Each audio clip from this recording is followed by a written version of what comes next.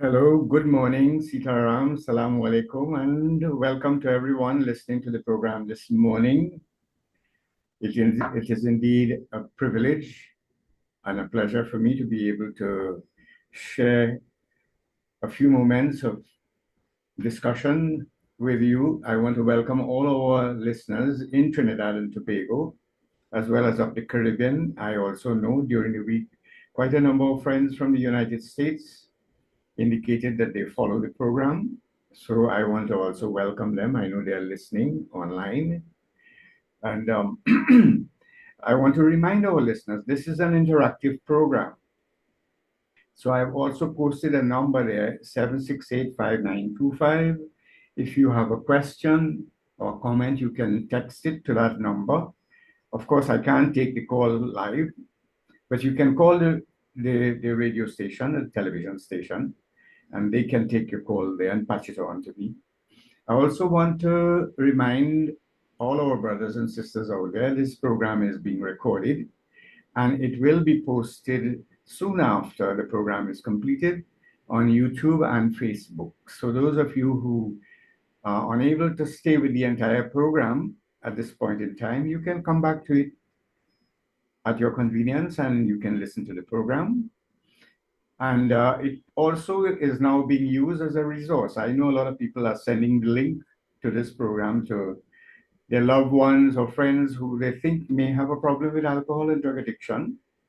It is also being posted on several chat groups of people in recovery so that they are able to follow and use the material discussed on this program as a resource to help anyone out there who would like to do something about their addiction, whether it be to alcohol, cocaine, marijuana, even gambling, behavioral addictions as well.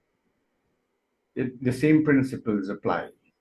So today I want to speak a little bit about, we are approaching the holiday season, and a lot of people will be making up their list of all those things that they would want to buy for Christmas.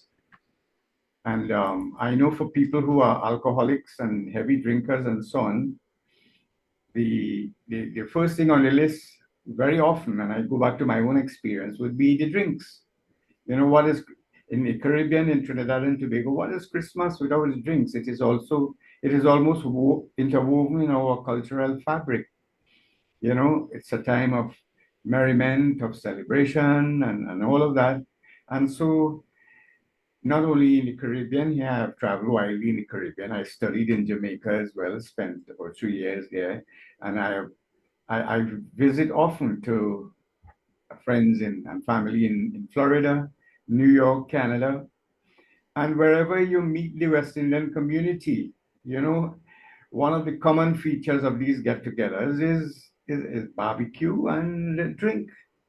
And up there the drink is freely, much more available and wider varieties and so on. So when Caribbean people meet, you know, drinking seems to be almost an understanding that there must be drinks. And there's so many people that I have spoken to over the years that seem to think the only way you could have a good time, in fact, alcoholics and drinkers don't think you could have a good time without drinking. I used to share the same thoughts as well. In fact, in my days of drinking, I would say, boy, if you're not drinking, half of your life gone. Although without realizing it, almost three quarter of mine was going down the drain. So there's that feeling that we have to have alcohol, you know, to be able to celebrate an occasion, especially in Trinidad and Tobago. Yeah, so most of our festivities are punctuated with the use of alcohol, whether it be Carnival, Easter, a beach lime, Christmas, a wedding, even wakes. We celebrate with alcohol, we mourn with alcohol, we use alcohol to cope, we use alcohol in so many ways, so that I know Christmas is coming and a lot of people are going to be putting their shopping list, they be headed by the various brands of drinks and all of that. And sometimes the good things, the good stuff is sacrificed. The food and all of that is sacrificed to make place for the drinks. So that now, let me say at the outset, this station, this program, I could speak on behalf of the program. It is not about drying up the world, although commend this media house for its principled position on the whole question of alcohol use and drug abuse and all of that, in that they sacrifice a great deal of revenue to be able to afford this program as a public service, and not only afford this program, but not to advertise alcohol on this station. You know, this is something that you will not find in many parts of the world, in many corporations and so many people. There's so much emphasis on the dollar, the almighty dollar, that they will compromise principles. But this is one station that has not compromised on that principle. And I have to say, kudos to the management and the staff. Coming back to the whole question of the use of alcohol around this time, again, it is not about drying up the world. This program is about educating our population so that, I have nothing against someone who could take a drink and enjoy it. And there's 90% of the world population who could do that. There's just about 10% of the population who be they become alcoholics. Some of them were born with that predisposition, and some by drinking. They become dependent on the alcohol. And it is not fair to the 90% of them that, because of 10%, they should be deprived of enjoying a drink. So this program is about educating the population to realize, because alcoholism is a disease, but it is cunning, baffling, and powerful. And if you are unaware, you can cross that imaginary borderline from social drinking into compulsive alcoholic type drinking without realizing it. So this program is about pointing out these little pitfalls, these little symptoms that predisposes a person, so that you can become aware of it. So let's start with a few. Now, science has proven that you can, just the same way we inherit our complexion, our ethnicity, our height, our mannerisms, so many of our features, qualities in life from our ancestors, so too we can inherit their predisposition, their disposition towards alcoholism. So if we had a high incidence of drinking or drug use in our family, that is mother side or father side, the same way we inherit their mannerisms, we can inherit that predisposition to drinking or drug use. So that, to start with, if you have a history of alcoholism or drug use in your family, you need to be especially careful.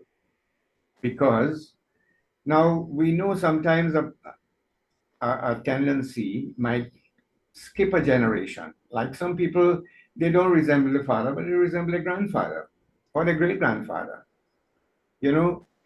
So too, your father's alcoholism may not be passed on to you, that the genes, but if your grandfather was an alcoholic, like in my case, it could be passed on to you. So anyone who has incidents of alcoholism or drug use in their family history, they need to be paying attention, especially that they could have inherited, while you may not have inherited the complexion and the looks of the person, you could have inherited the genes that will predispose you to alcoholism. And so that people with that genetic predisposition tend to move on to heavy problematic drinking very quickly, because it's already inside of them. So that now, not only people who have a history of alcoholism in their family can become alcoholics, there are people who, by using alcohol over time, you start off as a social drinker, and then you move to, At first you might drink one or two beers and you got the buzz. But anyone who is a drinker out there will realize that after a while, one or two beers don't give you that feeling of euphoria that you're looking for. And so, because you're developing tolerance, so you'll have to start drinking a little more. And then, quite often, you move from beer to stronger stuff because the beer is not giving you that feeling of euphoria that you're expecting because you're developing tolerance. And so, from beers, a person moves to red rum and then to puncheon rum and then to puncheon rum and beer and then to, harder and harder stuff because you're developing tolerance. And the reason is no longer to socialize. It's not recreational. Yes, this is also a sign that your body is becoming dependent. So that a lot of people find that, at first they could drink a drink or two and they could go ahead and do whatever they had to do. But after a while, they find that, every time you go and you take that first drink, you deliberately, tell yourself, I'm just going to take one beer or two, but you stayed to get drunk. That is a pretty sure sign of alcoholism. Because a social drinker, and this has always come up, I've always had this question, how you can tell who is a social drinker and who's an alcoholic. Because a lot of people who are drinking out there, they will swear that, look, I am a social drinker. I don't drink like some of those people. I'm not an alcoholic because the general idea, the picture that most people have in their mind of an alcoholic is really a person who has become a vagrant, who is unkempt, who has lost their job and their family, who is sleeping on under the shop, a vagrant. Yes, those people are probably alcoholics and drug addicts as well, but the majority of alcoholics and drug addicts are people who still have their job, have maybe two cars in the garage, living in a posh place, and especially they are able to, they have the money to go to the doctors and the treatment facilities abroad and all that.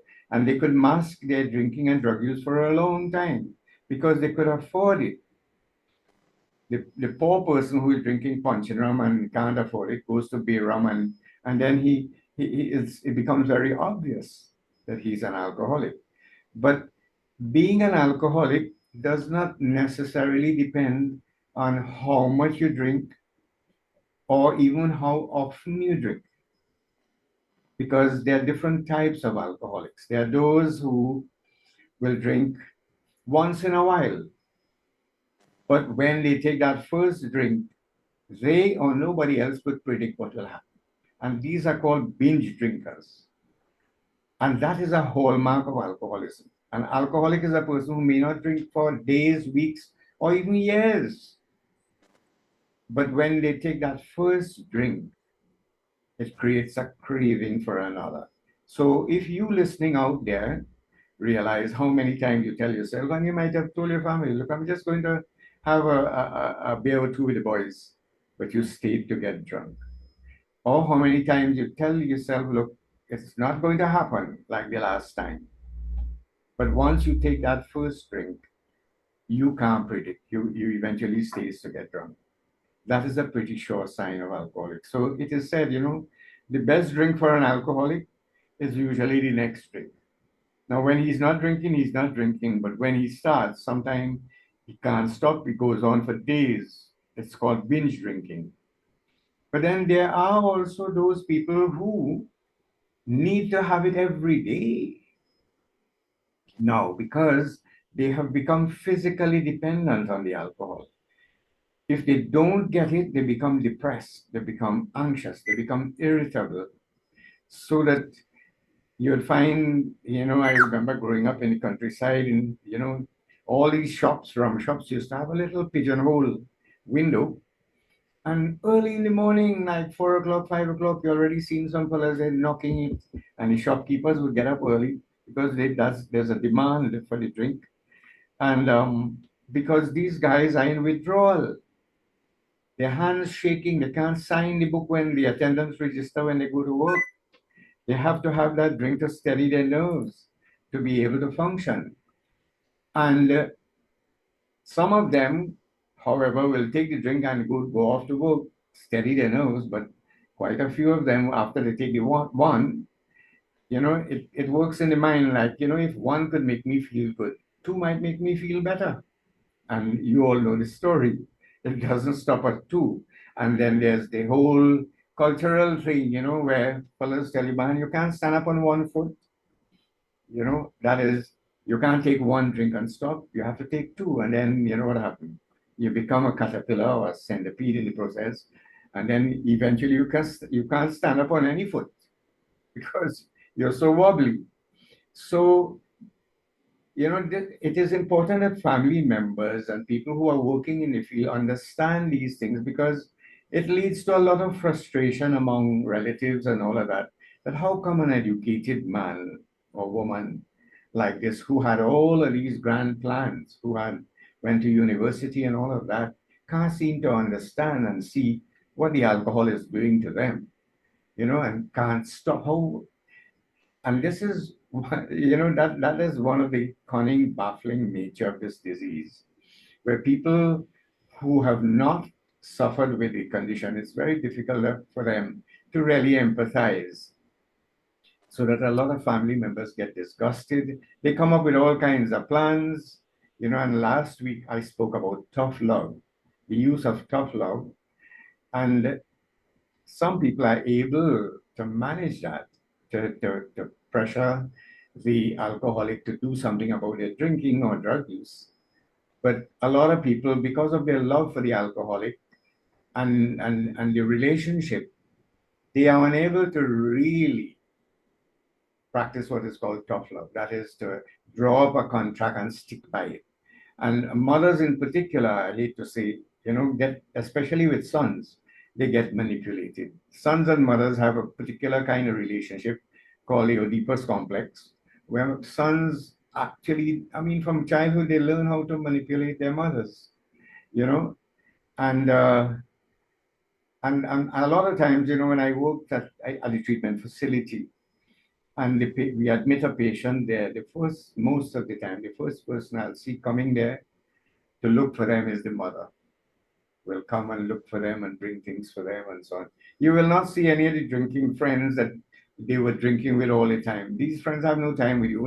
Once you go into a hospital, they know business with you. You understand? These are really acquaintances, drinking acquaintances. They're not really friends.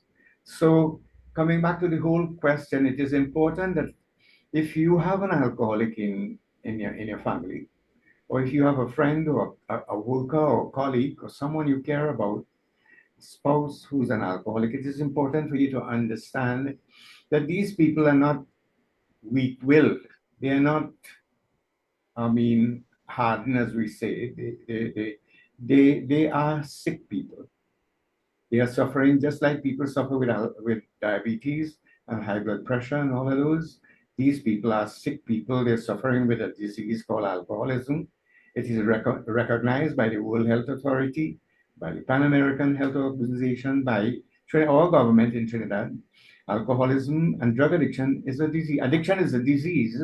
It is also listed in what is called the Diagnostic Statistical Manual as a disease with symptoms just like any other. And as a result, now people are not being fired or punished for being sick. It is unethical, to, to punish a person because they are ill. However, while it is not punishable, there are the consequences of your illness. If you drunk and you go and run over someone, you still have to take the liability for that. If you hurt or harm someone, you still have to take the liability. That's not a defense in law that you can say, well, boy, I was drunk and I shot the man or I killed the man. No, that will not bail you out. So that for a person who is drinking, it is important to know that, to understand the symptoms and the nature of this illness, so that we will know how to deal with this. And I must say that we are very fortunate in Trinidad that we have quite a number of resources, more than most other Caribbean islands that I have visited. In Trinidad, we have um, the greatest proliferation of AA groups per capita than any other country in the world. We have about 120 AA groups in Trinidad. And I also again want to compliment the Mahasabha of Trinidad and Tobago for giving most of their schools free of charge for groups in those communities to have AA meetings. Indeed, in my own community at the Felicity Hindu School, there has been meetings that are being held there for the last 45 years at the Felicity Hindu School. There's also meetings at and not only the Hindu schools, but I must say the other denominational boards. The Presbyterian school, not too far, also allows for Alcoholics Anonymous meetings. And and we have quite a number of treatment facilities sponsored by the government, the Substance Abuse Prevention and Treatment Center at Pora. There's also so many other non-governmental organizations that are now providing this valuable service in terms of help providing a place for alcoholics and drug addicts who would like to do something about their drinking or drug use. There's a New Life Ministries at Mount St. Benedict. There's Heal House in Central Trinidad. There is also Rebirth House in Port of Spain. There is the Serenity Place in Point Fortin. And there are so many other, groups that also provide support. A lot of people are advised in treatment when you go back into your community, you go back to your church, you go back to your temple, you go back to your support groups. This being a family illness, it is also important that the family members understand the nature of what they're dealing with, because a person who became alcoholic is as though they lived in a pond as a fish, and they got sick in that pond. And if the water is contaminated and the surroundings, you take the fish out, you put them in an aquarium and you treat them, but you throw them back in the same pond, they're going to get back sick again. So too, when the alcoholic comes in for treatment, it is important that interventions be done with the family as well, so they can understand how to relate to this person in recovery and provide the nature of the support that is necessary for them to be able to continue to remain sober.